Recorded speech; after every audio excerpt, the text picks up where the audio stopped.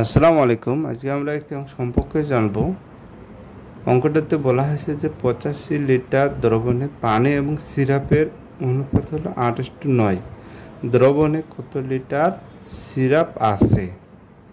আপনারা এখানে দেখেন কয় হচ্ছে 40 লিটার, ঘয়ে হচ্ছে 45 লিটার, ঘয়ে দেওয়া হচ্ছে 25 লিটার, ঘয়ে দেওয়া হচ্ছে 35 লিটার।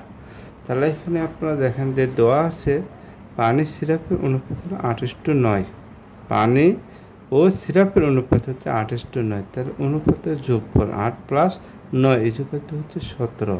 তো দ্রবণের সিরাপ আছে, দ্রবণের কি সিরাপ আছে, তাহলে মোট দ্রবণ কত? 85। মোট দ্রবণ হচ্ছে কত? 85। তাহলে 9 হচ্ছে কিসের সিরাপ? সিরাপের অনুপাত 9, আর দুইটা অনুপাতের যোগফল কত? 17।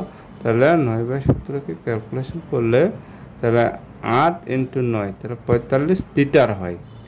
45 লিটার। এটা ছিল এই অঙ্কের সমাধান। ধন্যবাদ আপনাদের।